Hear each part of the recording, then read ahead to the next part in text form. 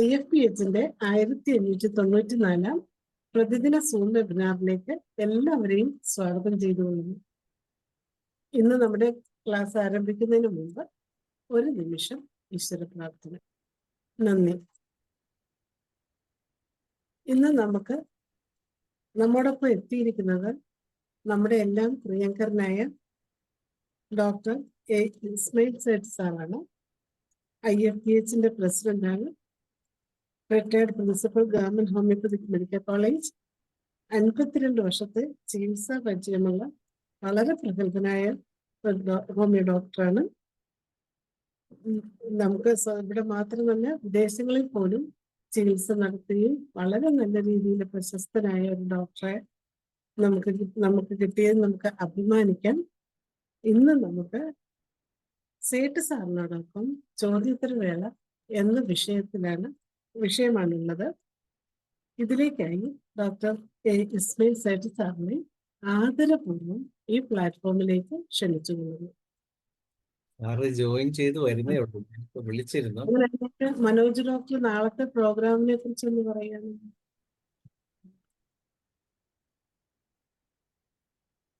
Manoj doctor. ഞാൻ പറയാം. നാളെ നമ്മള് വളരെ പ്രധാനപ്പെട്ട ഒരു ദിനമാണ്. നാളെ ദേശീയ യുവജന ദിനമാണ്. അതിനോടനുബന്ധിച്ച് ഒരു പ്രത്യേക പരിപാടിയാണ് അറേഞ്ച് ചെയ്തിരിക്കുന്നത്. അതിലെ ഈശ്വര പ്രാർത്ഥന കഴിഞ്ഞിട്ട് സ്വാഗതം പറയുന്നത് നമ്മുടെ കിരൺ ചന്ദ് എന്ന നമ്മുടെ സെക്രട്ടറിയാണ്. അത് കഴിഞ്ഞ് ഉദ്ഘാടനം നടത്തുന്നത് സ്വാമി നരസിംഹാനന്ദ.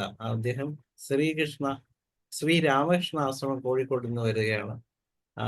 അതുപോലെ തന്നെ മുഖ്യാതിഥിയായിട്ട് നമ്മോടൊപ്പം എത്തുന്നത് ബഹുമാനപ്പെട്ട അഡ്വക്കേറ്റ് ചാണ്ടി ഉമ്മനാണ്. അദ്ദേഹം നമ്മുടെ ഒരു കോട്ടയത്ത് നിന്നുള്ള MLA ആണ്. എല്ലാവർക്കും അറിയാം. നമ്മുടെ ഉമ്മൻചാണ്ടി സാറിന്റെ മോനാണ്. അതുപോലെ ആശംസകൾ പറയാനെത്തുന്നത് അഡ്വക്കേറ്റ് JS അഖിൽ. അദ്ദേഹം ഒരു KPCC മെമ്പറാണ്. പിന്നെ നമ്മുടെ തന്നെ സ്റ്റിയറിംഗ് കമ്മിറ്റി അംഗമായ ശ്രീ ഫരീദ് ബാവഖാൻ സാറാണ്. സാറ് സംസ്ഥാന അഡീഷണൽ ഡെവലപ്മെന്റ് കമ്മീഷണറായിട്ട് റിട്ടയർ ചെയ്ത് അതിനുശേഷം ഒത്തിരി ക്രിയേറ്റീവായിട്ടുള്ള വർക്കുകൾ ചെയ്യുന്ന ആളാണ്. ഇത്രയൊക്കെയാണ്. പിന്നെ കൃതജ്ഞത പറയുന്നത് ശ്രീമതി ജിതി മനോജാണ്. ഇത്രയൊക്കെയാണ് നമുക്ക് ഈ നാളത്തെ പരിപാടിയെ കുറിച്ച് പറയാനുള്ളത്. അപ്പൊ യുവജന ക്ഷേമ പരിപാടിയിൽ എല്ലാവരും പങ്കെടുക്കണം. അതിന്റെ ആസ്വാദനം എന്ന് പറയുമ്പോൾ ഇതുപോലുള്ള കാര്യങ്ങൾ നമ്മുടെ വേദി വ്യത്യസ്തമാക്കുന്ന പരിപാടികളാണ് നാം സംഘടിപ്പിക്കുന്നത്. ഇനിയുള്ള കാലങ്ങളിൽ ഇതുപോലെ വ്യത്യസ്ത വിഷയങ്ങൾ പരമാവധി സംഘടിപ്പിക്കാൻ നമ്മൾ ശ്രമിച്ചുകൊണ്ടിരിക്കുകയാണ്. ഇന്നത്തെ ഒരു മീറ്റിംഗിൽ നമ്മൾ അങ്ങനെയാണ് സ്റ്റിയറിംഗ് കമ്മിറ്റിയിൽ തീരുമാനമെടുത്തിരിക്കുന്നത്. പരമാവധി വ്യത്യസ്തമായ രീതിയിലുള്ള ആരോഗ്യവുമായിട്ട് ബന്ധപ്പെട്ടതും ഹോമിയോപ്പതിയായിട്ട് ബന്ധപ്പെട്ടതും അല്ലാതെയുമുള്ള പരിപാടികൾ ആസൂത്രണം ചെയ്ത് കൂടുതൽ ആൾക്കാരെ ഹോമിയോപ്പതി രംഗത്തേക്ക് എത്തിക്കുക എന്നുള്ള ഒരു ദൗത്യമാണ് IFPH നടത്തുന്നത്. അതിൽ എല്ലാവരും സഹകരിക്കണം. അതുപോലെ തന്നെ നിങ്ങൾക്കും ഇതുപോലെയുള്ള നിങ്ങളുടെ പരിചയത്തിലോ സ്വന്തത്തിലോ ഉള്ള ബന്ധുക്കളെയും അല്ലെങ്കിൽ പരിചയക്കാരെയും സുഹൃത്തുക്കളെയും ഒക്കെ ഈ വേദിയിൽ കൊണ്ടുവരാമെങ്കിൽ നമുക്ക് അവരെയൊക്കെ, പ്രത്യേകിച്ച് ഹോമിയോപ്പതി അനുഭവങ്ങൾ പറയുന്ന ആൾക്കാരാണെങ്കിൽ വളരെ നന്നായിരിക്കും. അതെല്ലാം നമുക്ക് ഈ വേദിയിൽ എത്തിക്കുമ്പോൾ, പൊതുജനങ്ങളിൽ എത്തുമ്പോൾ അത് ഹോമിയോപ്പതിയുടെ യശസ് വർദ്ധിപ്പിക്കുന്നതിന് നല്ലതായിരിക്കും. അതുപോലെ തന്നെ നമുക്ക് ഓരോരുത്തർക്കും പ്രശസ്തി ഉണ്ടാകുന്നത് നല്ലതാണ്. ഇത്രയാണ് ഇതിന്റെ ആമുഖമായിട്ട് നമുക്കൊന്ന് പറയാനുള്ളത്. സാർ എത്തിയില്ലല്ലോ. സാറിനെ ജോയിൻ ചെയ്യുന്നതിന് ചില തടസ്സങ്ങൾ വരും, അതാണ് പ്രശ്നം. സാർ ജോയിൻ ചെയ്തിട്ടില്ലേ? ഹിബ ഡോക്ടർ എന്താ പറയാൻ ആഗ്രഹിക്കുന്നത്? നമ്മൾ ഇന്ന് നമ്മൾ സ്റ്റിയറിംഗ് കമ്മിറ്റിയിലൊക്കെ ചർച്ച ചെയ്തായിരുന്നു. അപ്പോൾ നമ്മൾ ഇപ്പം 3 രീതിയിലാണ് നമ്മളിപ്പോൾ ജേണലിൽ നമ്മൾ മാർച്ച് കഴിയുന്നതോടുകൂടി നമ്മുടെ ഫസ്റ്റ് ജേണൽ ഇറങ്ങണം, മെഡിക്കൽ ജേണൽ ഇറങ്ങണം എന്നുള്ള ആഗ്രഹത്തോടു കൂടി ഇരിക്കുകയാണ്. അപ്പോൾ എല്ലാവരും ലേഖനങ്ങളൊക്കെ എഴുതുക, മലയാളത്തിലും ഇംഗ്ലീഷിലും ഒക്കെ ഉള്ള ലേഖനങ്ങളൊക്കെ എഴുതി എത്രയും പെട്ടെന്ന് അയക്കുക. പിന്നെ 10 പേജിനകത്ത് നിൽക്കത്തക്ക രീതിയിലുള്ള ലേഖനങ്ങൾ നമ്മൾ ഇതിൻ്റെ ഗൈഡ് ലൈൻസ് ഒക്കെ നമ്മൾ തരുന്നുണ്ട്.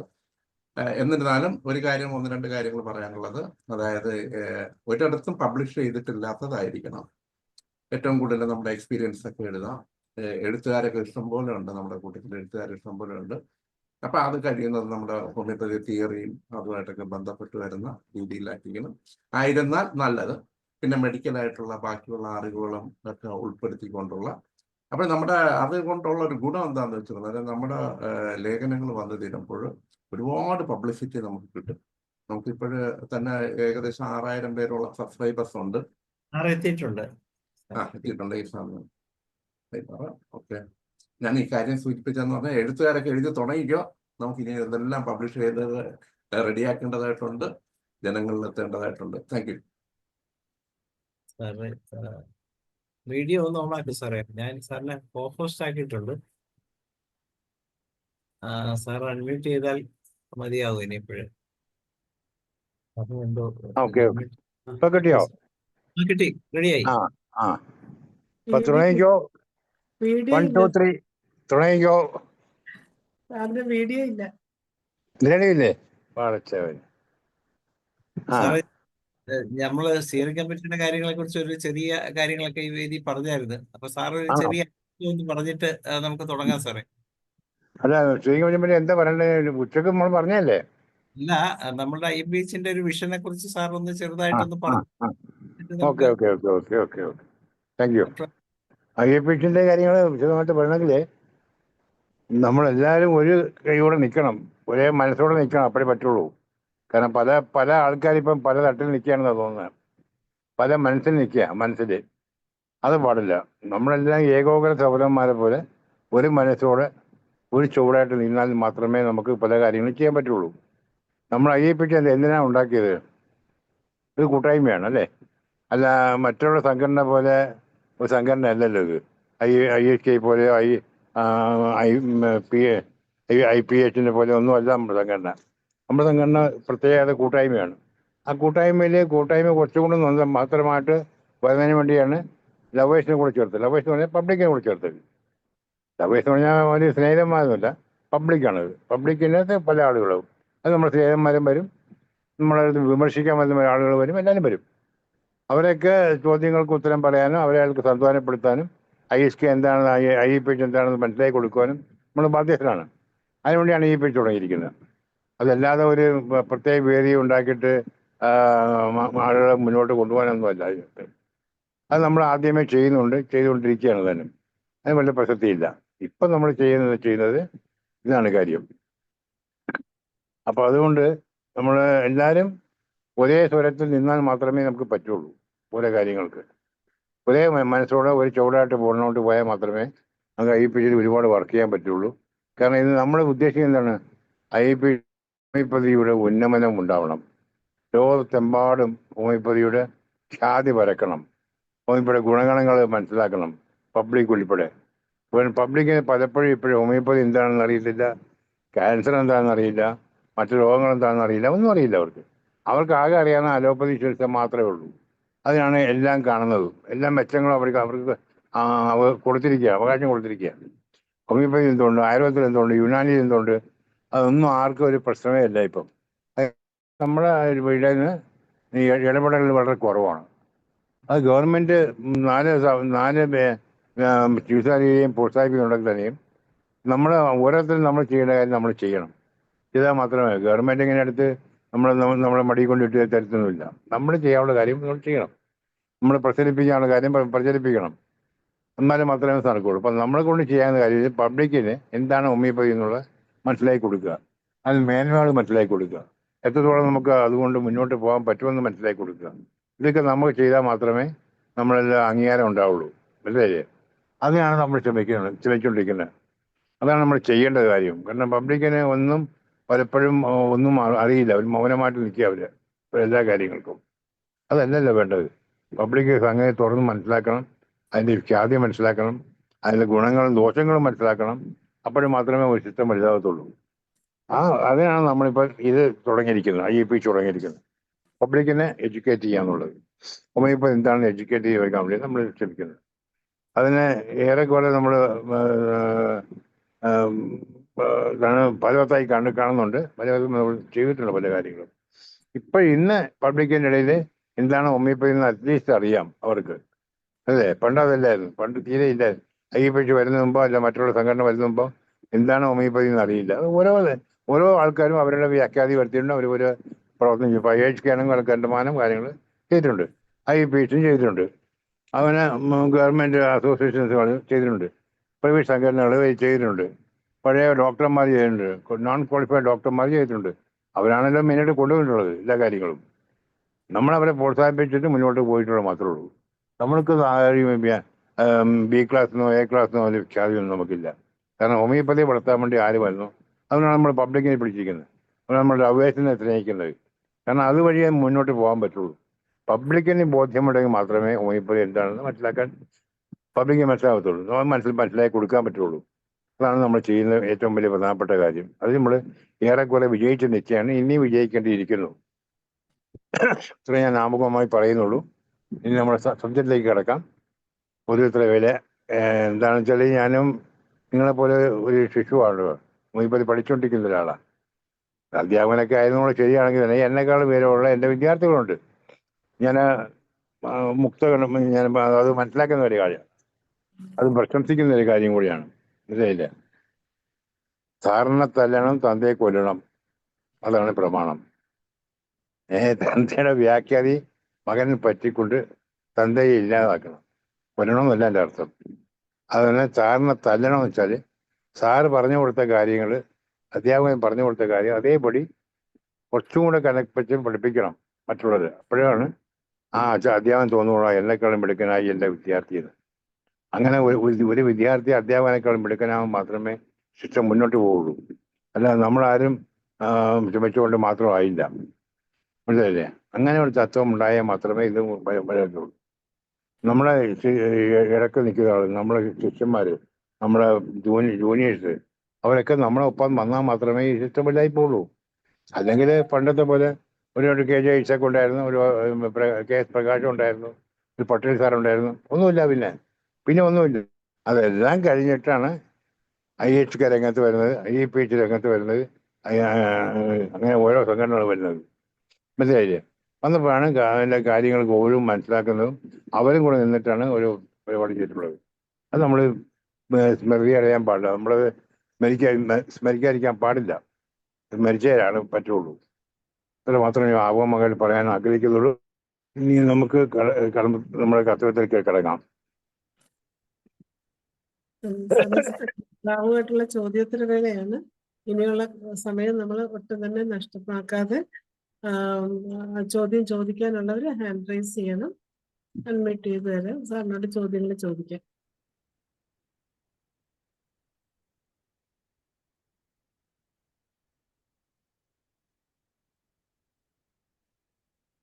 ആർക്കെങ്കിലും സാറിനോട് ചോദ്യങ്ങൾ ചോദിക്കാനുണ്ടെങ്കിൽ ഹാൻഡ് റൈസ് ചെയ്യണേ.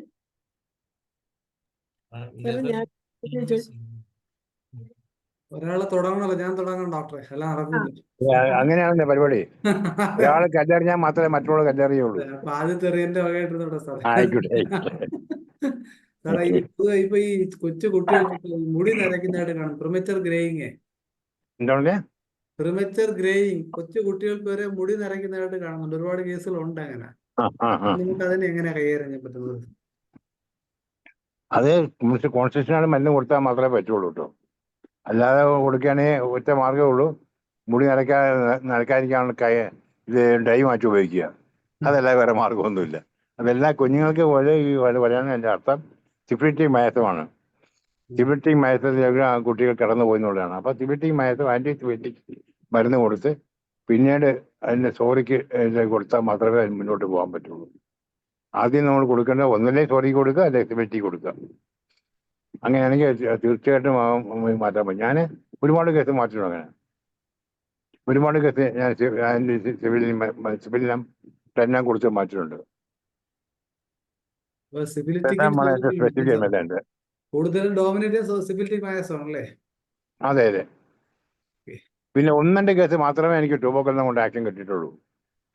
ട്യൂബോക്കൊല്ലം കിട്ടിയിട്ടുണ്ട്. ട്യൂബോക്കൊല്ലം എപ്പോഴും സോറ സൈക്കോട്ടിക് സിഫിലിറ്റിക്കിന്റെ ഒരു കോമ്പിനേഷനാണ് ട്യൂബോക്കൊല്ലം. എന്നാലും ട്യൂബോക്കൊല്ലത്തിന് ആക്ഷൻ കുറവായിരുന്നു. സിഫിലിറ്റിക്കാണ് കൂടുതൽ ആക്ഷൻ ആയിക്കൊണ്ടിരുന്നത്. നന്ദി സാർ, വളരെ നന്ദി. നന്ദി മനോജ് ഡോക്ടറെ. ലതാ മനോഹർ ഡോക്ടർ. അൺമ്യൂട്ട് ചെയ്യാൻ. നന്ദി ആരാണ്? നന്ദി പറയാം ഡോക്ടർ. ആ ഇസ്മായിൽ പറയൂ. ഡോക്ടറെ നമസ്കാരം. നമസ്കാരം. നമസ്കാരം. എനിക്ക് ചോദിക്കാനുള്ളത്, കുഞ്ഞുങ്ങൾ കാണുന്ന ഈ പിൻവേംസ് എത്ര മരുന്ന് കൊടുത്തിട്ട് അത് ശരിയാകുന്നില്ല. അതിന് ട്യൂക്രിയൊക്കെ അയ്യോ, കൊടുക്കുന്നു. ട്യൂക്രി ഒന്നും അതിന് മരുന്നേ ഇല്ല. ആ ട്യൂക്രി എന്ന് പറഞ്ഞ ഏതൊക്കെ? സാധനം മരുന്നേ ഇല്ല കേട്ടോ. ട്യൂക്രിയും കൊടുത്താൽ എന്ന് കുറയും, നാളെ പിന്നെ ഉണ്ടാവും. അത് തന്നെ. അതാണ് ഉണ്ടാവുന്നത്. അവിടെ കൊടുക്കേണ്ട മരുന്ന് കൽക്കരെ കാർബ്, മെഡറൈനം, സിറിനം, ഈ 3 മരുന്നാണ് കൂടുതൽ വരുന്നത്. സിറിനം എന്ന് പറഞ്ഞാൽ കേട്ടിട്ടുണ്ടോ? ഇല്ല സിറിനം കേട്ടിട്ടില്ല? ഇല്ല സാറേ. SCIRRHNUM, സിറിനം. 10 പൊട്ടൻസി കൊടുത്താൽ ഏത് പിൻബംസും ഒറ്റ ദിവസം കൊണ്ട് മാറും. ഓ.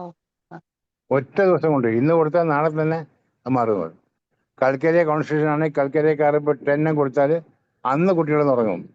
അതുപോലെ ചന്തി ഓടിക്കൊണ്ടിരുന്ന കുട്ടികൾ, പിൻബംസ് എടുത്തുകൊണ്ടിരുന്ന കുട്ടികൾ അന്ന് കിടന്നുറങ്ങും. കൽക്കരെ കാർബ് 10. പക്ഷെ കോൺസ്റ്റിറ്റ്യൂഷൻ കറക്റ്റ് ആയിരിക്കണം. പിന്നെ മെഡോറൈനും അതുപോലെ തന്നെ. മെഡറൈനത്തിനും ഈ കൂടുതൽ കിടന്ന് മൂത്രമൊഴിക്കുന്ന കുട്ടികൾക്ക് ഈ പിൻബംസ് ഉണ്ടാകുകയാണെങ്കിൽ മെഡറൈന കൂടുതൽ വരും. സിറിനം ഒരു കോമൺ മരുന്ന് കേട്ടോ.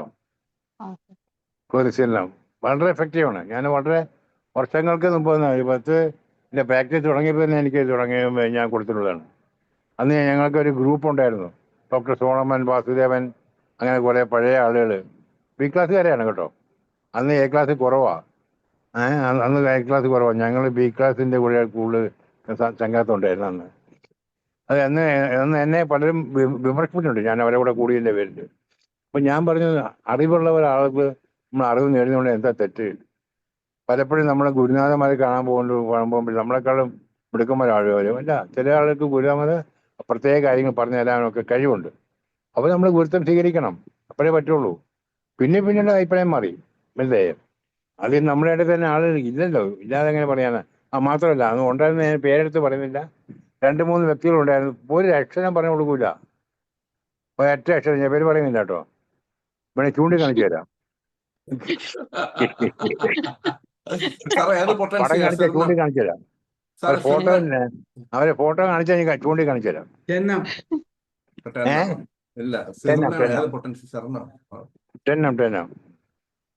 അല്ലാതെ ഒരു ഡോസ് മാത്രമേ കൊടുക്കുള്ളൂ. പിന്നെ ഞാൻ 2 ദിവസം നൈറ്റ് ആൻഡ് മോർണിംഗ്. പിന്നീട് നമ്മൾ റിപ്പീറ്റ് ചെയ്യേണ്ടി വരുമോ? ഞാൻ ട്യൂബക്കലിനും സോറിനും സൾഫർ ഒഴിച്ച് ബാക്കി എല്ലാം മരുന്നുകളും 2 ദിവസം കൊടുക്കാറുള്ളൂ കേട്ടോ. സൾഫർ, സോറിനും, ട്യൂബക്കലിനും ഈ മരുന്ന് മാത്രമേ സിംഗിൾ ഡോസ് കൊടുക്കാറുള്ളൂ. മറ്റുള്ള എല്ലാ മരുന്നുകളും ഹൈപ്പോടെൻഷൻ കൊടുക്കുന്നത് 2 ഡോസ് കൊടുക്കാറുണ്ട്, നൈറ്റ് ആൻഡ് മോർണിംഗ്.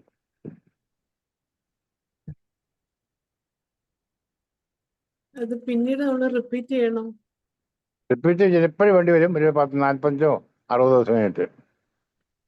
എന്നാലും റിപ്പീറ്റ് ചെയ്യുന്നത് നല്ലതാണ്. ഒരു 60 ദിവസം കഴിഞ്ഞ് ഒന്നും കൂടെ റിപ്പീറ്റ് ചെയ്യുന്നതല്ല. സാർ ഒരു കാര്യം ചോദിച്ചോട്ടെ സാറേ. ഈ നമ്മുടെ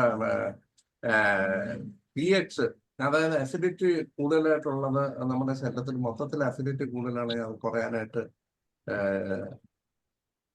ഉള്ള അസിഡിറ്റി കുറയാനല്ലേ നമ്മുടെ അസിഡിറ്റിയുള്ള സിംറ്റംസ് ഒക്കെയാണ് ഉണ്ടാകുന്നത്.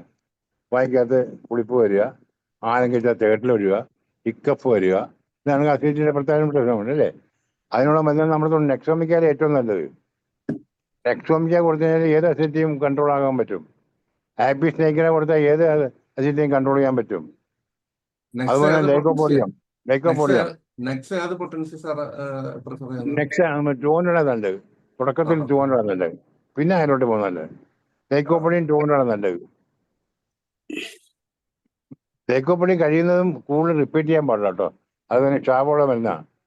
കാരണം ആദ്യത്തെ ഡോസ് കൊടുത്ത് 2ാമത്തെ ഡോസ് കൊടുത്തു കഴിയുമ്പം ആദ്യത്തെ ആക്ഷൻ കൂടെ സെൻട്രലായി പോകും. പ്രത്യേകിച്ച് ഇമ്പോർട്ടൻസി കേസുകൾക്ക്, ഒളിഗോസ്പെർമിയ കേസുകൾക്ക് ഞാൻ 2 ഡോസ് കൊടുക്കാറുള്ളൂ. 10 അല്ലെ 15 2 ഡോസ് കൊടുത്താൽ ഞാൻ കാത്തിരിക്കും അതിൻ്റെ ആക്ഷൻ കിട്ടാൻ വേണ്ടി. റിപ്പീറ്റ് ചെയ്ത് പോയാൽ കിട്ടിയ ആക്ഷൻ മുഴുവൻ താഴോട്ട് വരും. എനിക്ക് അനുഭവമുണ്ട്. ഫ്യൂ 7 ഉള്ള കേസുകൾ ഞാൻ 10 കൊടുത്തു കഴിഞ്ഞിട്ട് കൂടിക്കൊണ്ടേയിരുന്നു. കൂടിക്കൊണ്ട് കുറച്ച് കഴിഞ്ഞപ്പോഴത്തേക്ക് കൂടുതൽ കുറഞ്ഞപ്പോൾ ഞാൻ തന്നെ ഒന്നുകൂടെ കൊടുത്തു. അത് താഴോട്ട് വന്നു. ആ കേസ് പരാജയപ്പെട്ടു പോയി. പിന്നീട് ഞാൻ ഒരിക്കലും ചെയ്തിട്ടില്ല ആ കേസ്. കൊടുക്കുകയാണെങ്കിൽ കുറേ നാൾ കഴിഞ്ഞിട്ട് അതിന്റെ ഹയർ കൊടുക്കും. സെയിം പൊട്ടൻഷ്യൽ റിപ്പീറ്റ് ചെയ്യില്ല. ലേക്കോപ്പെടുന്ന ഒരു പ്രത്യേകത ഉണ്ട് അവന്. മറ്റുള്ള ബന്ധമൊക്കെ റിപ്പീറ്റ് ചെയ്യാൻ കുഴപ്പമില്ല കേട്ടോ. ലേക്കോപ്പെടുന്നതാണ് ഈ ക്ഷാപമുള്ളത്. സാർ ഇപ്പൊ പിൻവേം പറഞ്ഞില്ലേ സാർ? ആ പിൻവേം പറഞ്ഞതില് നേരത്തെ ഏതോ ഒരു ക്ലാസ്സില് ഇവിടെ പറയുന്നുണ്ട് ഒറ്റ കൽക്കേരി ആർട്സ് അത് ഭയങ്കര ആക്ഷനാണ്. വളരെ എഫക്റ്റീവോ? ഞാൻ പണ്ട് ഒരുപാട് കൊടുക്കുമായിരുന്നത്. പിന്നീട് ഈ ശരണവും മെഡോറിനൊക്കെ വന്നേ പിന്നെ അതങ്ങോട്ട് തഴഞ്ഞു പോയി. നെറലത് മാത്രമേ ഉള്ളൂ. തുടക്കത്തിൽ ഞാൻ കൊടുത്തിട്ടുണ്ട്. കാരണം ഡോക്ടർ സോണമനൊക്കെ അത് വളരെ പ്രചിതമായിട്ട് കൊടുക്കുമായിരുന്നു. അതെ അതെ അതെ സാറേ. ഇപ്പോഴേ ഈ നമ്മുടെ നമ്മുടെ കോവിഡ് വാക്സിൻ എടുത്തതിന് ശേഷം ധാരാളം കേസുകൾ പ്ലേറ്ററ്റ് ഡ്രോപ്പ് ആവുന്നുണ്ട്. അതിന് എന്താണ് സാറിന്റെ പ്രിസ്ക്രിപ്ഷൻ? ഞാൻ ഫോസ്ഫറസാ കൊടുക്കുന്നത്. ഹൈപ്പൊട്ടൻസി 10 പൊട്ടൻസി കൊടുക്കും. അതിന്റെ റിസൾട്ട് എങ്ങനെയാ സാർ? നല്ല റിസൾട്ടാ.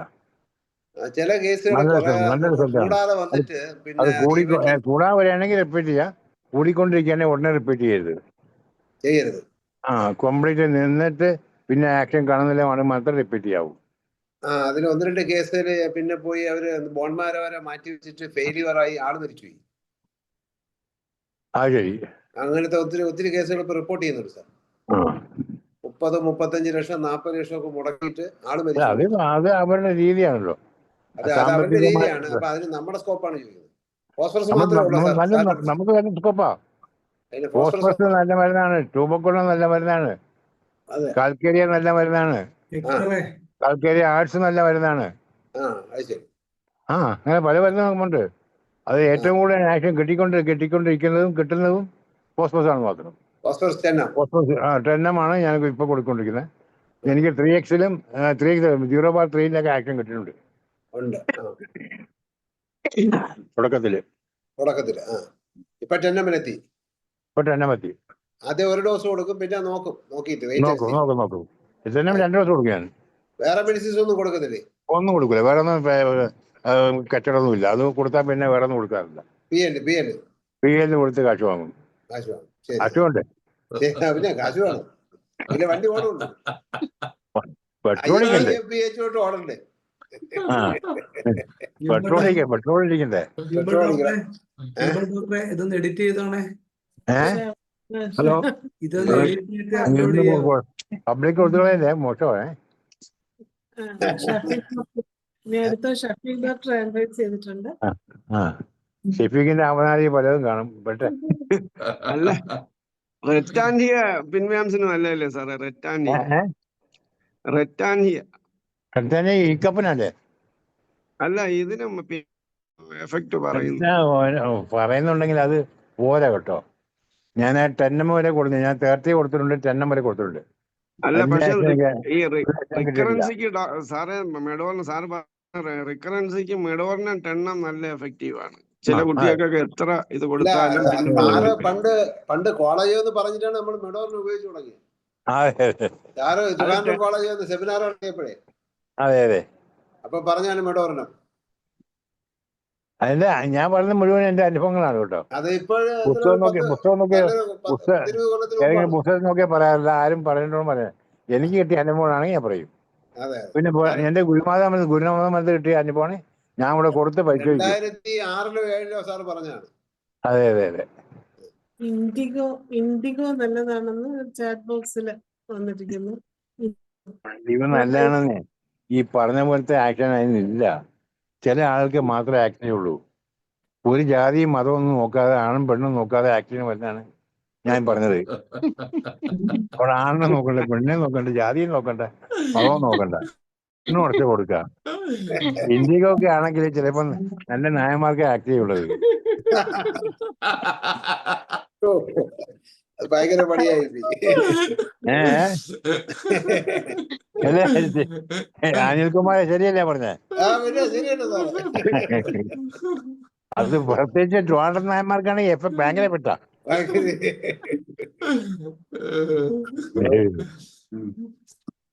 ഇനി പിന്നെ വേറെ സാറിന് ഒന്നുണ്ട്?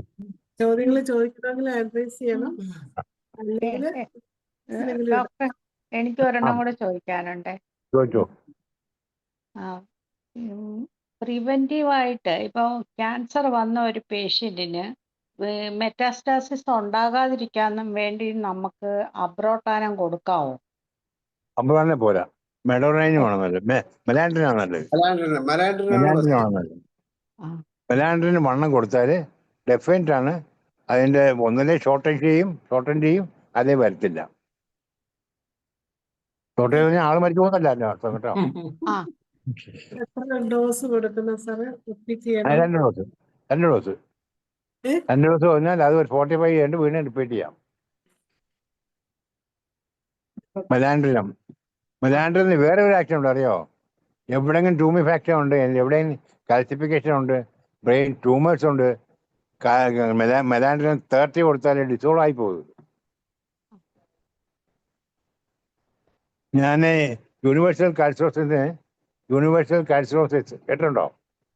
യൂണിവേഴ്സൽ കാൽസിനോസിസ് ആ ക്യാൻസർ അല്ല എൻ്റെ അർത്ഥം. ട്യൂമേഴ്സ്, അതായത് കാൽസ്യം ഡിപ്പോസിറ്റ്സ്. അതെ. ആ ആ എനിക്ക് കൊല്ലത്തൊരു കേസുണ്ട്, അതുപോലെ ട്രിവാൻഡ്രത്തൊരു കേസുണ്ട്, ആലപ്പുഴ 2 കേസുണ്ട്. എല്ലാവർക്കും നല്ല ആക്ഷനാണ്. മെലാൻഡ്രിനം 30 ഞാൻ കൊടുക്കുന്നത്. ഞാൻ കാൽസിനോസിസ് അല്ലേ സാർ? കാൽസിനോസിസ് ആ ഞാൻ യൂണിവേഴ്സിറ്റിയിൽ ഉപയോഗിക്കുകയാണ്. കാരണം കയ്യിലും കാലും എല്ലാം ഉണ്ടാകും. കൂടുതലും ഉണ്ടാകുന്ന നീ ജോയിന്റിൽ, നീയുടെ ബാക്കിൽ, ആങ്കിൾ ജോയിന്റിൽ, ഹിപ്പ് ജോയിന്റിൽ, പെൽവിക്കിലൊക്കെ ഉണ്ടാകുക. കട്ടിയുള്ള അത് മുഴ, കട്ടിയുള്ള മുഴ. കട്ടിയുള്ള ബോണാണിത്. Calcium deposits.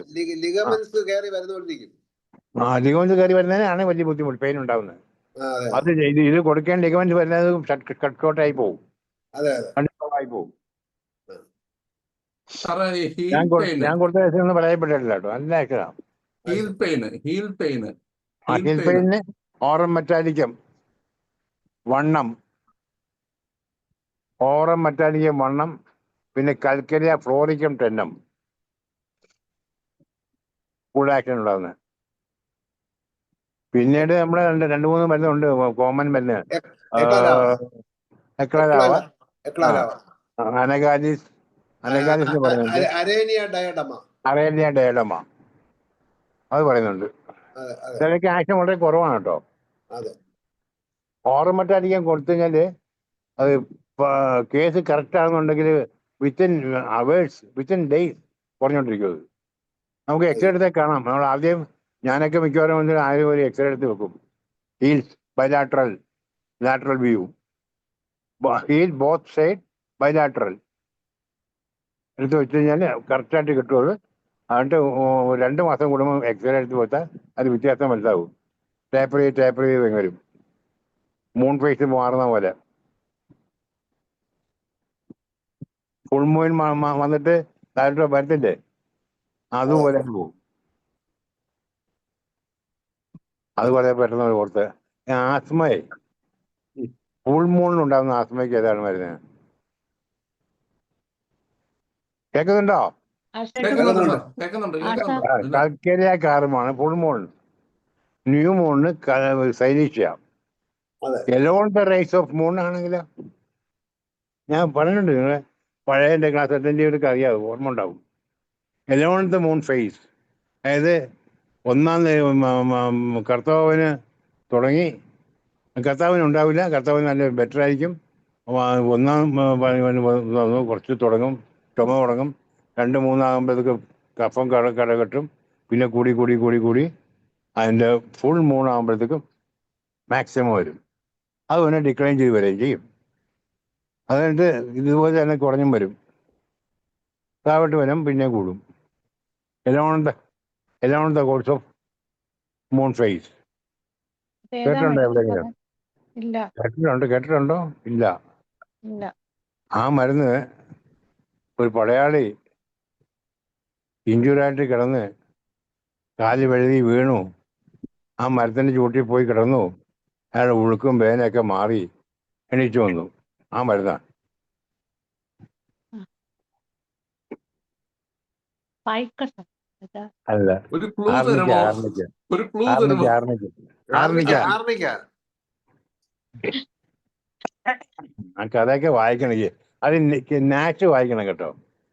നാച്ച് വായിച്ചാലേ അത് കിട്ടും.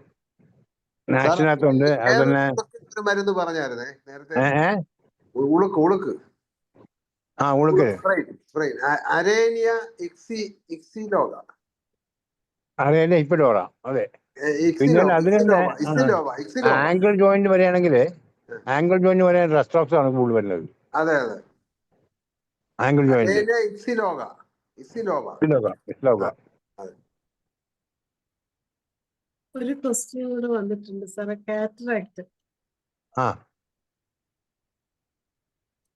കാറ്റിനെ പിടിക്കുന്നതാണ് കാറ്ററാക്ട്.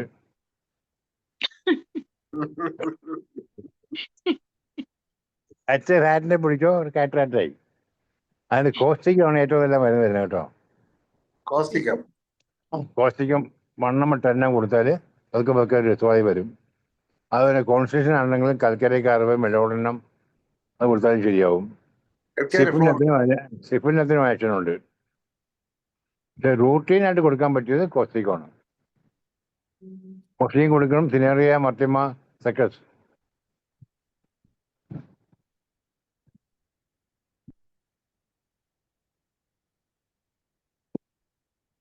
കാൽക്കിരി ഫ്ലോർ പറ്റുമോ സാറേ? ആ കൊടുക്കാം. കാൽക്കരി ഫ്ലോറും വരും. കാൽക്കരി ഫ്ലോറിന് ഹൈപ്പോട്ടൻസിക്ക് ആക്ഷൻ പോരാ. അത് 6x അല്ലെങ്കിൽ 3x 6x 30 അത് കൂടുതൽ വരുന്നില്ല അതിൻ്റെ ആക്ഷൻ. പോഷകം കണ്ണുടച്ച് വണ്ണം തന്നെ കൊടുക്കുക ആദ്യം. 2 ഡോസസ്. ഞാൻ ഒരുപാട് ഈ വൃദ്ധന്മാരുടെ ഈ കണ്ണ് കാഴ്ച വീട്ടിൽ കിട്ടിയിട്ടുണ്ട്. അത് ഭയങ്കര പ്രാർത്ഥനയുമാണ്. കണ്ണ് കിട്ടി കഴിഞ്ഞാൽ സിനറിയ മാത്രമേ കൊടുക്കൂ.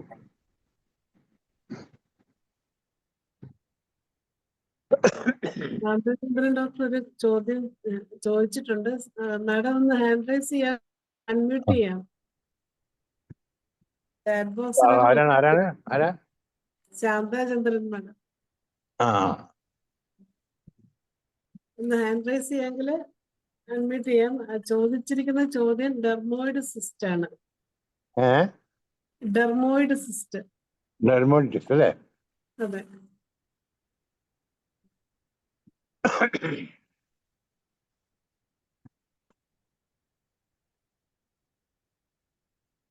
ആരാ ചോദിച്ചില്ല? Dermoid cyst. ആ അതുമായിട്ട് ബന്ധപ്പെട്ട എന്താ സിംറ്റം വരുന്നത്? സിംറ്റംസ് ഒന്നുമില്ല. സ്കാൻ ചെയ്തപ്പോഴത്തേക്കും ഡെർമോയിഡ് സിസ്റ്റ്. അത്രേ ഉള്ളൂ അല്ലേ? അങ്ങനെയാണെങ്കിൽ കണ്ണുടച്ച് കോണിയം കൊടുത്തു. കോണിയം കൊടുക്കാൻ. കോണിയം 30 കൊടുക്കുക ആദ്യം. 30 once in 5 days ഒരു ഡോസ് കൊടുക്കുക. പിന്നീട് അത് കഴിഞ്ഞിട്ട് ആക്ഷൻ കിട്ടി ആക്ഷൻ നിൽക്കുകയാണെങ്കിൽ 200 കൊടുക്കുക once in 10 days. അതല്ലേ പിന്നെ ഒരു 0/3 അടുപ്പിച്ച് ടോയ്സിലേക്ക് കൊടുക്കാം.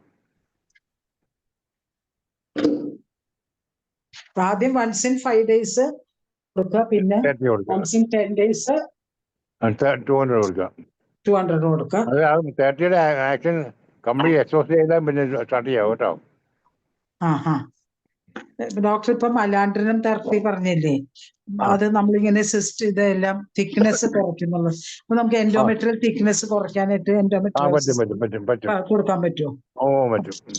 അപ്പൊ അതെങ്ങനെ ഡോസേജ് എങ്ങനെ കൊടുക്കേണ്ടി വരും? ഡെയിലി 8 ഡോസ് കൊടുത്താൽ മതി. പിന്നീട് അത് കുറച്ച് കഴിഞ്ഞിട്ട് once in 2 days ആക്കുക. പിന്നെ once in 3 days ആക്കുക. മലാൻഡ്രിനം.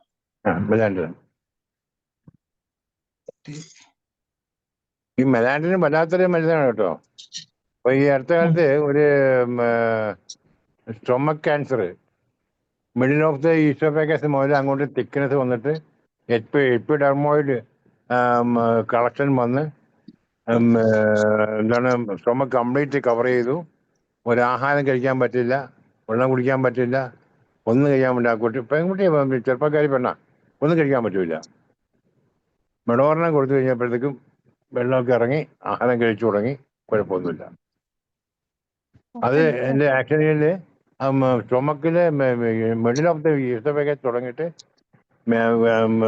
ചുമക്കിന്റെ ഉള്ളിൽ നിന്നാണ് കവർ ചെയ്ത് വരുന്നത് കംപ്ലീറ്റ്. സാർ മെഡോറിനാണോ മലാൻഡറിനാണോ? മലാൻഡറിനല്ലേ? സാറ് മെഡോറിനെന്ന് പറഞ്ഞു. മലാൻഡറിനാണ് പറഞ്ഞോണ്ടിരുന്നെ. മെലാൻഡ്രിയം. അതാ സംശയം.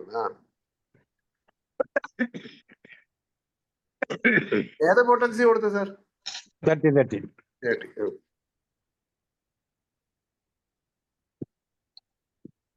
മെറ്റാസ്റ്റാസിസ് തടയാനായിട്ട് 1.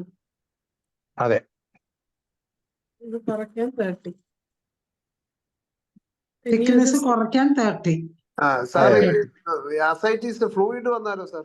സ്റ്റൊമക് ക്യാൻസർ ഒക്കെ വന്നിട്ട് ഫ്ലൂയിഡ് വരികയാണെങ്കിൽ അപ്പോസൈനും എപ്പിസ്മെലിഫിക്ക, പിന്നീട് വേറെ ബന്ധം കൂടെ ഉണ്ട്. അതിന്റെ ഫോർമേഷൻ തടയാൻ പറ്റുമോ? അതായി പറ്റും. ഏത് എപ്പിസൈഡ് എന്നിട്ട് ഒരു കേസ് ഇപ്പൊ കിടപ്പുണ്ട്. അയാൾ വന്നപ്പോഴ് അയാൾക്ക് 102 ആയിരുന്നു ചുമക്കിന്റെ ചുറ്റളവ്.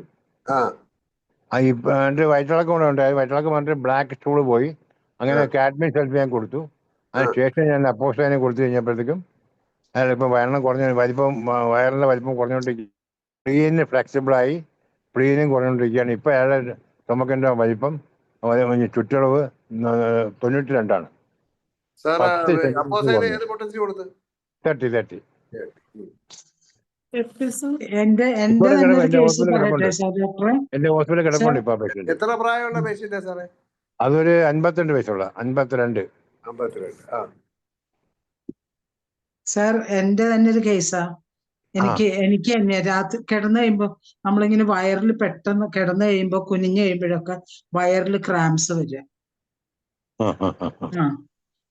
കാലില് ക്രാംസ് വരും, കാഫ് മസിൽസിൽ ക്രാംസ് വരും. ഇത് അതിനേക്കാളും കൂടുതൽ സ്റ്റൊമക് മസിൽസിൽ ഇങ്ങനെ ക്രാംസ് വരുന്നുണ്ട്. സോഡിയം നോക്കണം കേട്ടോ. ഒന്ന് സോഡിയം നോക്കിയിട്ട് അത് അതിന്റെ കൂടെ ചെയ്യണം.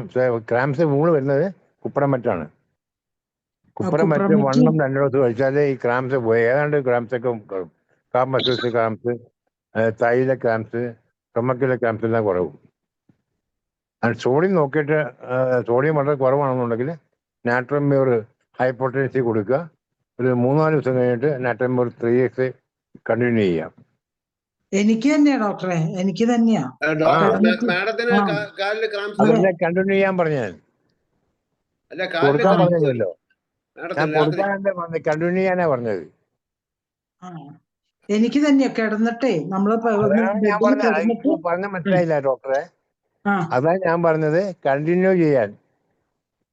വേറെ ആൾക്കാണെങ്കിൽ കൊടുക്കാനേ പറയത്തുള്ളൂ, കൊടുത്തു നോക്കാനേ പറയുള്ളൂ. നിങ്ങൾക്ക് പറഞ്ഞുകൊണ്ടാണ് കണ്ടിന്യൂ ചെയ്യാൻ പറഞ്ഞത്. ഡോക്ടർ ഉറങ്ങുമ്പോഴേ ആണ് ക്രാംസ് വരുന്നതെന്ന്. Cramps, muscle cramps. അതും കുപ്പറം പറ്റും. കാലിങ്ങനെ നമ്മൾ കിടക്കുമ്പോ ക്രാംസ് വന്നാൽ നമ്മൾ ഏത് ലെഗിൽ വരുന്ന അതിന്റെ ഓപ്പോസിറ്റ് കൈ മുകളിലോട്ട് പൊക്കുക. ഇങ്ങനെ പൊക്കുക. ടപ്പന ക്രാമ്പ് ഇറങ്ങിപ്പോവും. ട്രൈ ചെയ്ത് നോക്കൂ. ഏത് കാലാണ് അതിന്റെ ഓപ്പോസിറ്റ് കാല്. തൽക്കാലത്തേക്ക് പെയിൻ കുറയും. ബാക്കി കുപ്പറപ്പറ്റി കഴിച്ചോണ്ടാൽ മതി. വലത്ത് കാലാണെങ്കിൽ ഇടത്തെ കൈ പൊക്കുക. ഇടത്ത് കാലാണെങ്കിൽ വലത്തെ കൈ പൊക്കുക. കിടന്നുകൊണ്ട് തന്നെ ചെയ്യാം. 2 പ്രാവശ്യം പൊക്കാൻ താക്കുകയും ചെയ്യുമ്പോൾ നമുക്ക് കാണാം ക്രാംസ് ഇറങ്ങി പോണത്. സിമ്പിൾ ടെക്നിക്കാണ്. എനിക്കൊരു പേഷ്യന്റ് പറഞ്ഞു തന്നാണ്. ഇങ്ങനെ ഞാൻ പല പേർക്കും ട്രൈ ചെയ്ത് നോക്കി. സൂപ്പർ റിസൾട്ട് ആണ്. ട്രൈ ചെയ്ത് നോക്കാം. ഞാൻ കൊടുത്തു നോക്കില്ല. കാരണം ഞാൻ ഇതുകൊണ്ട് തന്നെ അല്ല, ഇത് കൊടുക്കണല്ലേ സാറേ, സ്വയം ചെയ്യുന്നതല്ലേ സാർ. കൊടുക്കണ മരുന്ന് കാശ് വാങ്ങിക്കാൻ പറ്റും. സാറ് പറഞ്ഞ പോലെ വയറിൽ ക്രാംസ് വന്നാലോ ഡോക്ടറെ? വയറിന്റെ അബ്ഡമിനൽ മസിൽസിലാണ് ക്രാംസ് വരും. നിവർന്ന് നിൽക്കാൻ പറ്റില്ല, കൂനി പോകും അങ്ങ് വല്ലാതെ. സ്ലോലി ഇങ്ങനെ ബാക്കിലേക്ക് പോവോ ഫ്രണ്ടിലോട്ട് വരുമോ? ബാക്കിലേക്ക് പതുക്കെ ബാക്കോട്ട് പോയിക്കൊണ്ടിരിക്കുകയാണ്. അത് ക്രാംസിന് കുപ്പറം പറ്റുന്ന വരും. അല്ലെങ്കിൽ ഡയസ്കോറിയ കഴിച്ച് ഞാൻ ഡയസ്കോറിയ കഴിച്ചാൽ മതി കേട്ടോ.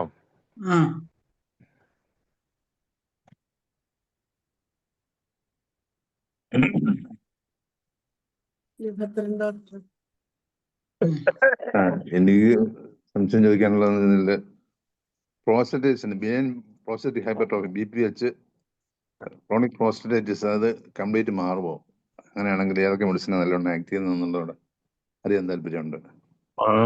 മാറുന്ന വെച്ചാൽ അത് ഡിപ്പെൻഡ്സ് ഓൺ പേഷ്യൻസിന്റെ കോൺസ്റ്റിറ്റ്യൂഷനും പാരമ്പര്യവും ഒക്കെ നോക്കിയിട്ടാണ് കംപ്ലീറ്റ് മാറുന്നത്. നമുക്ക് റിലീഫ് കൊടുക്കാൻ പറ്റുന്ന ഉറപ്പാണ്. ചില കേസിൽ ബ്ലോക്ക് വരാം സാറേ, ബ്ലോക്ക് വരാം. അപ്പോഴാണ് പിന്നെ അവര് പോയി ട്യൂബൊക്കെ ഇടും. അതെ, ട്യൂബ് ഇട്ടാലും നമുക്ക് മരുന്ന് കൊടുത്താൽ മാറും കേട്ടോ. മാറും. പക്ഷെ ചില കേസുകൾ ട്യൂബ് എന്ത് വന്നിട്ട് ഞാൻ മരുന്ന് കൊടുത്ത് കൊണ്ട് ട്യൂബ് തനിയെ ഇറങ്ങി പോയ കേസുണ്ട്, തനിയെ ഇറങ്ങി പോയിട്ടുണ്ട്.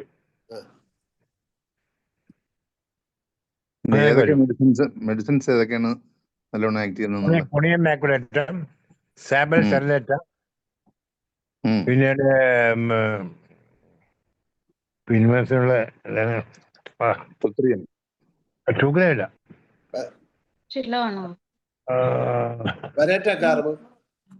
കാർബ്, ചിന്ന മാഴ്സ്, കാർബ്, ചിന്ന മാഴ്സ്, കൽക്കര ആഴ്സ്,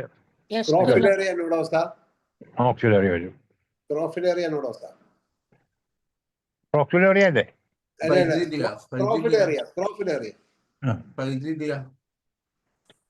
പഠിച്ചല്ലേ?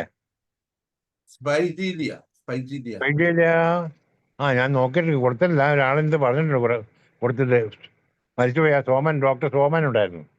അയാൾ പറഞ്ഞു കേട്ടോ ഞാൻ പൈകില കൊടുത്ത് വണ്ടർഫുള്ളായിട്ട് മാറ്റി ഒക്കെ പറഞ്ഞിട്ടുണ്ടല്ലേ. സോമസുന്ദരം, ആലപ്പുഴ. പിക്രിക് ആസിഡ് ചോദിച്ചിരിക്കുന്നു. പിക്രിക് ആസിഡ് ആക്ഷൻ ഉണ്ട്, പിൻമഫ്സിന്റെ ആക്ഷൻ ഉണ്ട്. പിക്രിക് ആസിഡ് പൊട്ടൻസി ഏതാ സാറേ? നമ്മുടെ കൊണിയവും കൊണിയൊക്കെ 200 മുതൽ ഹയറാണ് കേട്ടോ. തൂജയ്ക്കുണ്ട്. പൊട്ടൻഷ്യൽ മരുന്നൊക്കെ വരുന്നത് കൽക്കരിയ ഉണ്ട്, തൂജ ഉണ്ട്, സൈലീഷയ്ക്കുണ്ട്. സൈലീഷ വണ്ടർഫുൾ മെഡിസിൻ കേട്ടോ. കൽക്കരിയ ഞാൻ കിടന്ന് ഉറങ്ങുന്ന പേഷ്യന്റ് കണ്ടോളൂ, ഒറ്റ ദിവസം കൊണ്ട് കിടന്ന പേഷ്യന്റ് കണ്ടോളൂ കൽക്കരിയ കർബാണ് കൊടുത്ത അന്ന് കുട്ടി കിടന്ന് ഉറങ്ങും. ഒരു ക്രമയില്ല, ഒന്നുമില്ല. തലേദിവസം വരെ ഇവന് പുറത്തോട്ട് വന്നിട്ട് നിക്കലിന് പുറത്ത് വരെ വരും. അതുകൊണ്ട് അമ്മയിലെ പുഴു എന്ന് പറഞ്ഞിട്ട് കുട്ടികൾ പറയുമായിരുന്നു. അതുകൊണ്ട് കാൽക്കരിയക്കാരൻ കൊണ്ട് കൊടുത്തു കഴിഞ്ഞപ്പോഴത്തേക്കും ആ പുഴുവും പോയി കിടന്ന് ഉറങ്ങുകയും ചെയ്തു. Same day. അത്ര ആക്ഷനാണ് കാൽക്കരിയക്ക്. അതുപോലെ നല്ല ആക്ഷൻ കിട്ടിയുള്ള മെഡിസിനാണ് സൾഫർ 30. ഹൈപ്പോട്ടൻസി ടെന്നം.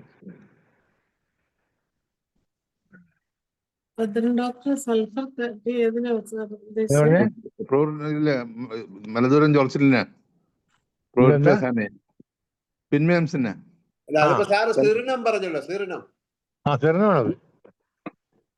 സൾഫർ 30 എനിക്ക് നല്ല ആക്ഷൻ കിട്ടിയിട്ടുള്ളതാണ് ഒരുപാട് കേസുകളില്. സൾഫർ വരുന്നതാണ് കേട്ടോ. ഞാൻ പിന്നെ സൾഫർ 30 കൊടുക്കാറില്ല. സൾഫർ കൊടുക്കാനും 10 കൊടുക്കാറുള്ളൂ. നല്ല ആക്ഷൻ കിട്ടാറുണ്ട്. പ്രോസ്റ്റേറ്റ് ഹൈപ്പർട്രോഫിക്ക് കാൽക്കരിയ ഫ്ലോർ പറ്റുമോ സാറേ? കാൽക്കരിയ ഫ്ലോറും വരും. അതിന് പൊട്ടൻസിയോ? ഹൈപ്പോട്ടൻസി. അത് ഹൈപ്പോട്ടൻസി 1 മേളിൽ വേണം.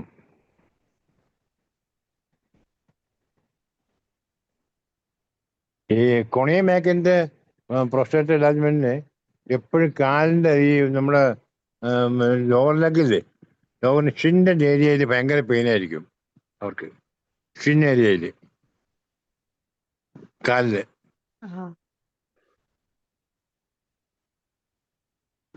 ചില കുട്ടികൾക്ക് കോൺസ്റ്റിപ്പേഷൻ വന്നിട്ട് പിന്നീട് ഒരു വിധത്തിൽ ഇരിക്കത്തില്ല.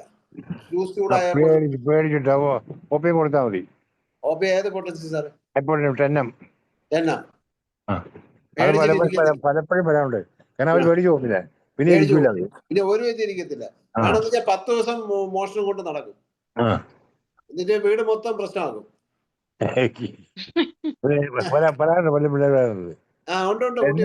ഓപ്പിയും കൊടുത്താൽ മതി. 10 ഓപ്പിയും കൊടുത്താൽ അത് ഉറക്കത്തിനും ചാടി പുറത്തു വരും.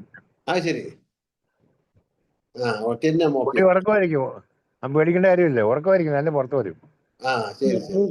ഡോക്ടറെ ഒരു ചോദ്യം ചോദിച്ചോട്ടെ. ഒരു 2 വയസ്സുള്ള കുട്ടി തല മുടി ചീകാൻ സമ്മതിക്കത്തില്ല, മുടി കെട്ടാൻ സമ്മതിക്കില്ല, പിന്നെ തലയിൽ തൊടാൻ സമ്മതിക്കത്തില്ല, തലയിൽ വെള്ളം ഒഴിക്കാൻ സമ്മതിക്കത്തില്ല.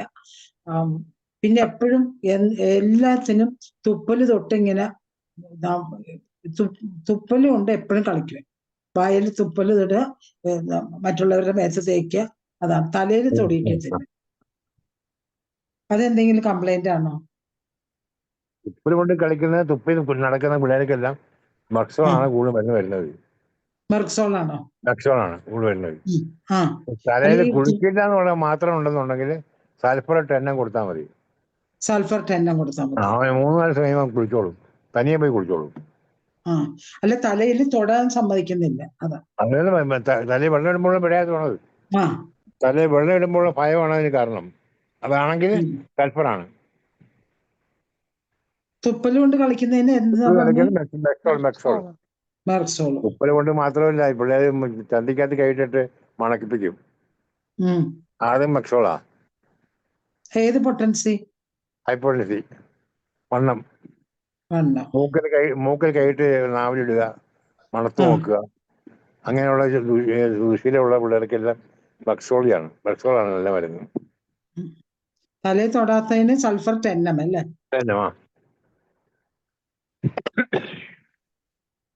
ഒരു ചോദ്യം വന്നിരിക്കുന്നത് gall bladder stone. Gall bladder stone, gall bladder സ്റ്റോണിന് സ്പെസിഫിക് മരുന്ന് cholesterol, multiple gall stone, cholesterol 3x അടുപ്പിച്ച് കൊടുത്താൽ അത് ഡിസോളായി പോയിക്കോളും. എന്നിട്ട് ഒരു ഡോസ് കൽക്കരി അല്ല, ലൈക്കോപ്പൊടിയും കൊടുക്കണം. ഹൈപ്പോട്ടൻസി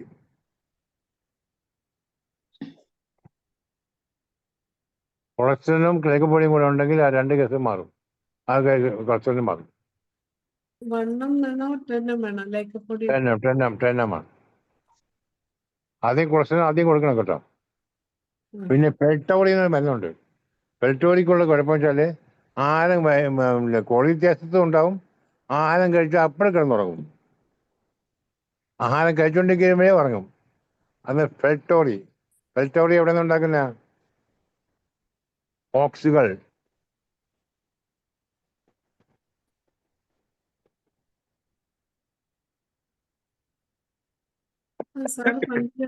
ഗ്രീൻ ആപ്പിൾ കഴിക്കുന്ന കാര്യം പറഞ്ഞിട്ടുണ്ടല്ലേ?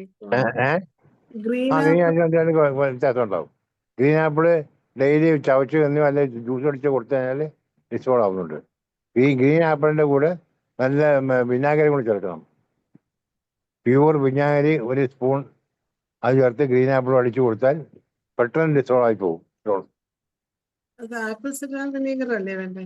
ആപ്പിൾ സിഡാറും കുഴപ്പമില്ല, അതൊന്നും നല്ലതാണ്. ആപ്പിൾ സിഡാറാണ് ഞാൻ പറഞ്ഞോളൂ. ആപ്പിൾ സിഡാറാ അന്ന് സാർ ആപ്പിൾ സിഡാർ പറഞ്ഞു. അതെ അതാണ്. പിന്നെ ഓരോന്ന് പരീക്ഷണം നോക്കിയാൽ ആളുകൾ ബുദ്ധിമുട്ടിക്കാതെ ലാഭത്തിൽ ചെയ്യാൻ പറ്റുന്ന കാര്യങ്ങൾ കണ്ടുപിടിച്ചോ, അത് കണ്ടുപിടിക്കും. ആപ്പിൾ സിഡാറാണ് ശരിയായ മരുന്ന്. പിന്നെ അതൊക്കെ എങ്ങനെ വാങ്ങാൻ സാറേ, വലിയ ബുദ്ധിമുട്ടാണെന്നൊക്കെ പറയുമ്പോൾ വിനാഗിരി ഇവിടെ ചേർത്ത് കഴിക്കാൻ പറയും. ഒരു ക്വസ്റ്റ്യൻ ചോദിക്കട്ടെ doctor? Doctor Reena George doctor ഒന്ന് അൺമ്യൂട്ട് ആയിട്ടുണ്ട്. അത് ചോദിച്ചോ. ശാന്തചന്ദ്രൻ ഡോക്ടർ പറഞ്ഞല്ലോ, ഈ ക്രാംസിന് കാലിന്റെ ഒക്കെ ക്രാംസ് നമ്മുടെ ശരീരത്തിൽ വെള്ളം കുറയുമ്പോ വരും. നമ്മൾ ശ്രദ്ധിച്ചാൽ മതി, വെള്ളം കൂടുതൽ കുടിക്കണം. ആ കാല് റൈറ്റ് സൈഡിലോട്ടാ പോകുന്നെങ്കിൽ ആ കാല് ലെഫ്റ്റ് സൈഡിലോട്ട് ഒന്ന് തിരിക്കണം, പെട്ടെന്ന് കുറയും. ചെയ്യാൻ പറ്റും. മറ്റേ അനിൽകുമാർ പറഞ്ഞ പോലെ വലതുവശം വന്നാൽ ഇടത്ത് പോക്കുക, ഇടതുവശം പോക്കുക, അതൊക്കെ ടെക്നിക്കപ്പെട്ട കാര്യങ്ങളാ. പിന്നെ ഒന്നുമില്ല, വയറിനകത്തെ വയറ് തുറന്നു വെച്ചിട്ട് കൈ നമ്മുടെ കൈ തന്നെ വെള്ളത്തിൽ മുക്കിട്ട് വയറ് തടയുക ക്ലോക്ക് വൈസില്. അതാ പറഞ്ഞ വെള്ളത്തിന്റെ അംശം കുറഞ്ഞ ക്രാംസ് കൂടും. ഞാനിക്ക് വെള്ളം കുടിക്കുമ്പോ അന്ന് ക്രാംസ് വരും. കൈയിട്ട് വെള്ളത്തിട്ട് കൈക്ക് തടയാണെങ്കിൽ ഉടനെ കുറയും ചെയ്യും. കഴിഞ്ഞ ദിവസം ഒരു പേഷ്യന്റ് എന്റെ അടുത്ത് വന്ന് പറഞ്ഞു ഇതുപോലെ ക്രാംസ് ഒരു വെള്ളം കുടിക്കുമ്പോ അന്നേരം മാറുന്നു. അതുള്ള അത് ടെക്നിക്കാണ്ടേ വെള്ളം ഇത് കുടിച്ചോണ്ടേ പറയുന്നത്. കിടക്കുമ്പോഴാ വരണതേ. അപ്പൊ അവിടുന്ന് ആ ബെഡിൽ നിന്ന് എണീക്കാൻ തന്നെ ഭയങ്കര പാടാ. കാലും അതെ, ക്രാംസും വയറും ക്രാംസും ഇങ്ങനെ. രാത്രിയൊക്കെ വന്നാല് കിടന്ന് നിലവിളിക്കുന്ന ആളെ ഞാൻ കേട്ടിട്ടുണ്ട്. അതെ, എണീറ്റ ഞാനും വീണു പോകും. നിലവിളിക്കും. നമുക്ക് വീണ് ചവിട്ടാൻ പോകും, പറ്റത്തില്ല. എണീറ്റ വീണു ചവിട്ടാൻ പോകും. പറ്റില്ല, അവർ വീണ് പോകും. അപ്പൊ പിന്നെ ആ കാല് ഇപ്പൊ റൈറ്റിലോട്ടാ തിരിഞ്ഞെങ്കിൽ അത് നേരെ പെട്ടെന്ന് ലെഫ്റ്റിലോട്ട് തിരിച്ചാൽ പെട്ടെന്ന് കുറയും.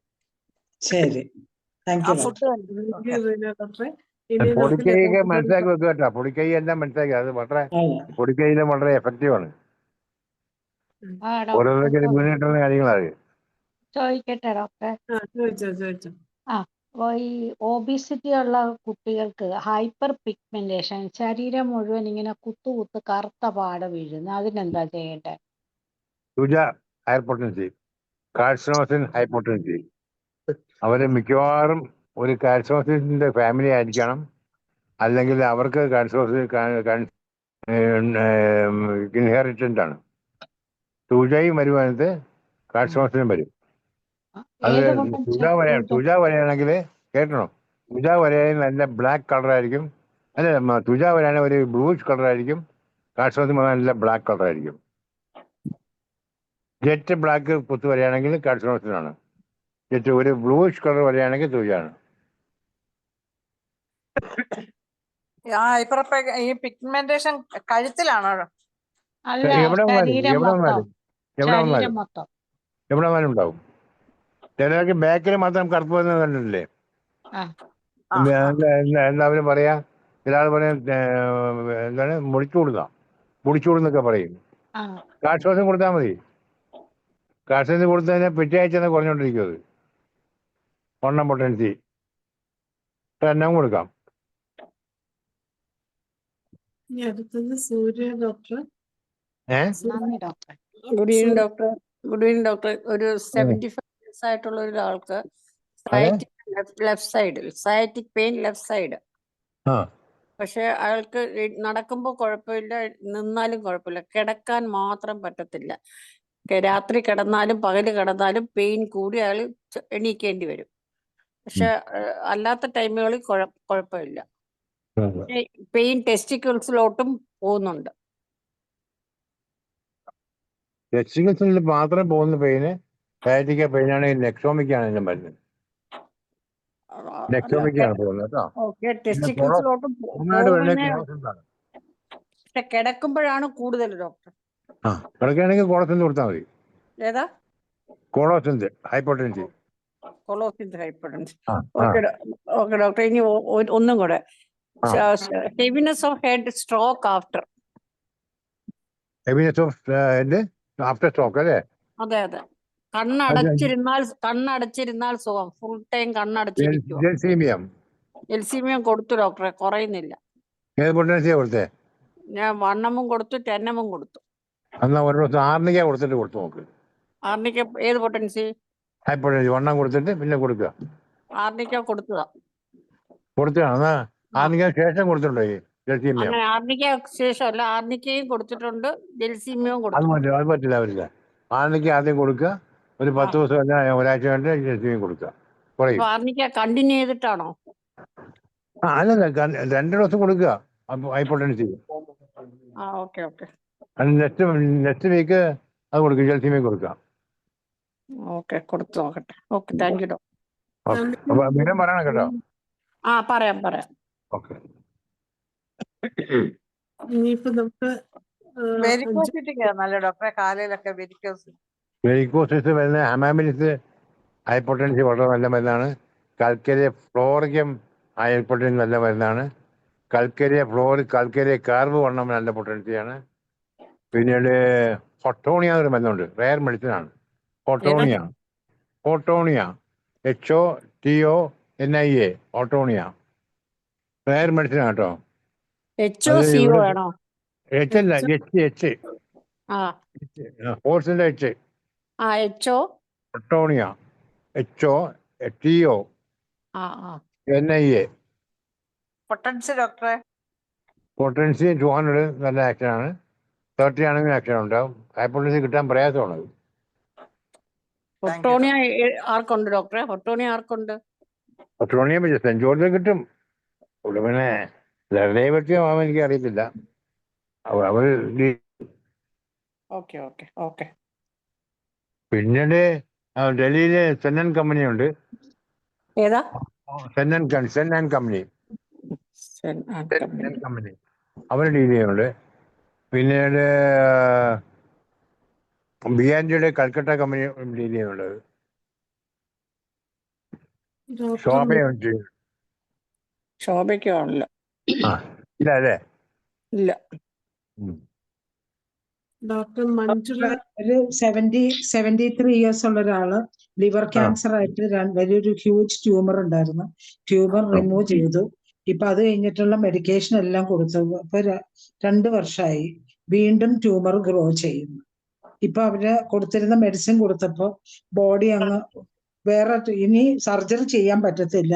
അതുകൊണ്ട് മെഡിക്കേഷൻ ടാബ്ലറ്റാ കൊടുത്തോണ്ടിരുന്നത്. അത് കൊടുത്തു കഴിഞ്ഞപ്പോഴത്തേക്കും ഈ പേഷ്യന്റ് ഒത്തിരി ക്ഷീണിച്ച് ഒരു വെയിറ്റ് കുറഞ്ഞ് കീമോതെറാപ്പി ടാബ്ലറ്റ് ആണോ? കീമോയുടെ ടാബ്ലറ്റ് ആണത്. Another form of the chemotherapy. അപ്പൊ ഇപ്പൊ അത് അലോപ്പതി മെഡിസിൻ നിർത്തി കഴിഞ്ഞപ്പോ ഫുഡ് കഴിക്കാൻ ക്ഷീണമില്ല. അപ്പൊ നമുക്ക് എന്ത് ചെയ്യാൻ പറ്റുമെന്ന് ചോദിക്കുക. ലൈക്കോപോഡിയം ഒരു ഡെയിലി 1 ദിവസം കൊടുക്കുക, ഒരാഴ്ച. പിന്നീട് മൺസിന് 2 days or 3 days കൊടുത്താൽ മതി. കൊളസ്ട്രീനം 3x സാറേ, കൊളസ്ട്രീനം 3x കുഴപ്പമില്ല. സൂപ്പർ റിസൾട്ട് ആണ്. ലൈക്കോപോഡിയം 0/3 പിന്നെ കൊളസ്ട്രീനം 3x അല്ലേ? അതെ. മഞ്ജുള ഡോക്ടർ ഒന്ന് അഡ്രസ് ചെയ്തിട്ടുണ്ട്. ഡോക്ടർ, നമ്മുടെ സമയം ഇനി 5 മിനിറ്റേ ഉള്ളൂ. 2 മിനിറ്റേ ഉള്ളൂ. ഡോക്ടർ ചോദിക്കാം. സാറേ, ഈ ഡയബറ്റിക് റെറ്റിനോപ്പതി 2 കണ്ണിനും ഡയബറ്റിക് റെറ്റിനോപ്പതി വന്ന പേഷ്യന്റ് ആണ്. എന്നിട്ട് സർജറി ചെയ്തു 2 കണ്ണിലും. അപ്പൊ പക്ഷെ വിഷൻ അധികം ഇമ്പ്രൂവ് ചെയ്തിട്ടില്ല. ഇപ്പൊ ഷോർട്ട് സൈറ്റ്, അതായത് ഈ അടുത്ത് വായിക്കാനൊക്കെ ബുദ്ധിമുട്ടാണ്. അപ്പൊ ഈ സർജറി ചെയ്ത ഡോക്ടേഴ്സ് പറയുന്നത് ഈ ഇഷീമിക് ചേഞ്ചസ് വന്നത് കൊണ്ട് അങ്ങോട്ട് സർക്കുലേഷൻ, റെറ്റിനയിലേക്ക് സർക്കുലേഷൻ കുറവാണ്, അതുകൊണ്ടാണെന്നാണ് പറയുന്നത്. അപ്പൊ നമുക്കങ്ങനെ ഒരു സർക്കുലേഷൻ ഇമ്പ്രൂവ് ചെയ്യാനായിട്ട് എന്താ ചെയ്യാൻ നമുക്ക് കൊടുക്കാൻ പറ്റുന്നത്? പറ്റുന്ന വെച്ചാല് ആർണിക്ക കൊടുക്കുക. ആർണിക്ക 30 അടുപ്പിച്ച് കൊടുക്കുക. ഡെയിലി 2 ടൈംസ് ആർണിക്ക കൊടുത്തു കഴിഞ്ഞാല് കുറെ ഇമ്പ്രൂവ്മെന്റ് ഉണ്ടാവും. അത് കഴിഞ്ഞിട്ട് കുറച്ച് അത് കഴിഞ്ഞിട്ട് ലൈക്കോപോഡിയം കൊടുക്കണം. ലൈക്കോപോഡിയം 30 to 1 കൊടുത്താൽ മതി. കൂടുതൽ റിപ്പീറ്റ് ചെയ്യാൻ പാടില്ല കേട്ടോ. 3 days 4 days to 1 ദിവസം 30 കൊടുത്താൽ മതി. Okay sir. അപ്പൊ നമുക്ക് ഇതേപോലെ ഇങ്ങനെ ഇഷീമിയ ഉള്ള ഒരു ഏരിയയിലേക്ക് circulation okay sir. Okay sir, thank you sir. സാറേ, ഒരു ക്വസ്റ്റ്യൻ കൂടെ. എന്റെ ഈ നാക്കൊന്ന് നോക്കണേ, കാണാൻ പറ്റുമായിരിക്കും? പോലെ നല്ലോണം കിട്ടും.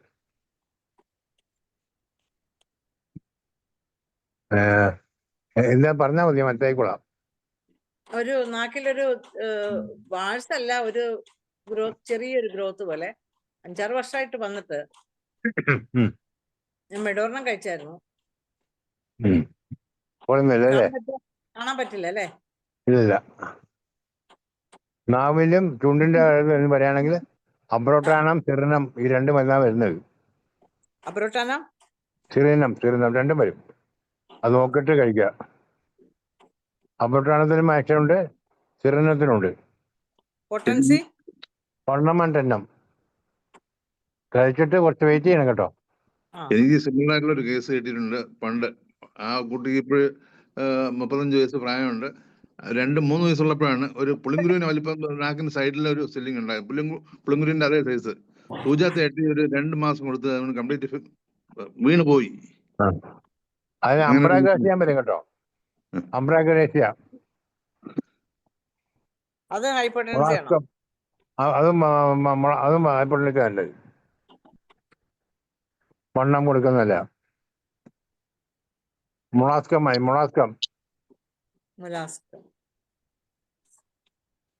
ഡോക്ടറെ, സാറിന് നന്ദി പറയണേ. എന്തോ നന്ദി പറയാന്, എല്ലാവർക്കും നന്ദി. അങ്ങോട്ടും ഇങ്ങോട്ടും ഷെയർ ചെയ്ത് വന്നത് നന്ദി പറഞ്ഞൊരു കാര്യമൊന്നുമില്ല. എന്നാലും ഇന്ന് ഞാൻ സാർ അങ്ങോട്ടും നിങ്ങൾ ഇങ്ങോട്ടും കുറച്ച് തന്നു. സാറിന്റെ ഇത്രയും കാലത്തെ എക്സ്പീരിയൻസ് ഷെയർ ചെയ്ത് ഒരുപാട് പേർക്ക് ഗുണം ചെയ്തിട്ടുണ്ടെന്നുള്ളത് നിസ്തർക്കായിട്ടുള്ള കാര്യമാണ്. എനിക്കും എന്റെ ഫ്രണ്ട്സ് ഒരുപാട് പേർക്ക് അതുകൊണ്ട് ഗുണം ഉണ്ടായിട്ടുണ്ട്. ഈ ക്ലിനിക്കൽ എക്സ്പീരിയൻസിന്റെ അത് ഷെയറിങ് നന്നായിട്ട് ഉണ്ടാകണമെന്നുള്ള അഭിപ്രായമുണ്ട്. സാർ വീണ്ടും ഇതേക്കുള്ള ഷെയർ ചെയ്യാനുള്ള അവസരവും മനസ്സും ഡോക്ടർ ഉണ്ടാകട്ടെ. ബുക്ക് എഴുതി ഡോക്ടറെ.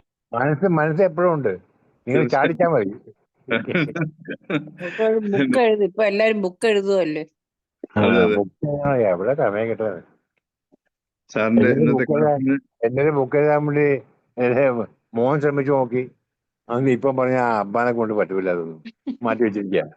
പിന്നെ എന്റെ സ്റ്റുഡന്റ് വന്നിരുന്നു 2-3 പിള്ളേര്, സാറിന്റെ ബുക്ക് വേണമെന്നുണ്ട്. അവര് കുറച്ചൊക്കെ എഴുതി വെച്ചിട്ടുണ്ട്. പിന്നീട് നമ്മുടെ വേറെ ആളുണ്ട്, നമ്മുടെ സുഹൃത്ത്, ഹോമിയോപ്പതി ഫീൽഡിലുള്ള ആൾ തന്നെ, ഹോമിയോപ്പതിക്ക് ഡോക്ടറല്ല.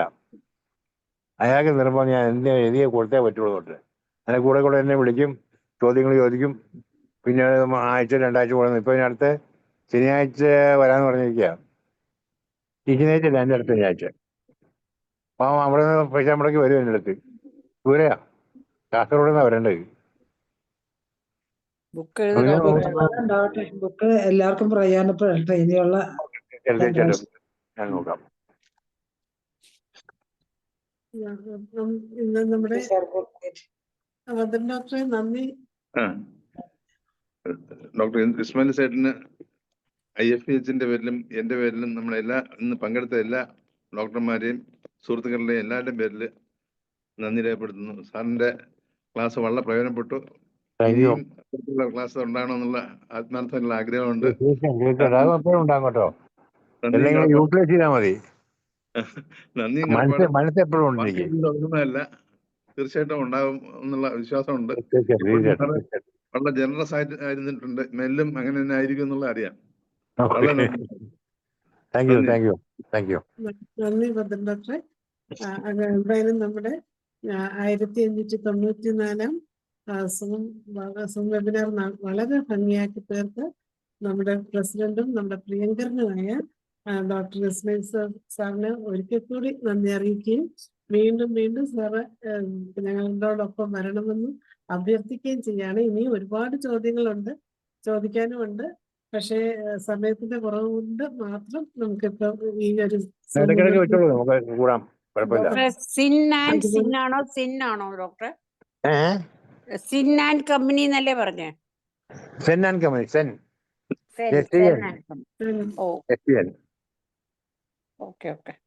അതുപോലെ ഈ ഒരു ചോദ്യോത്തര വേളയിൽ പങ്കെടുത്ത എല്ലാവർക്കും കൂടുതൽ അറിവുകൾ പകർന്ന ഡോക്ടർമാർക്കും പ്രത്യേകം നന്ദി അറിയിക്കുകയാണ്.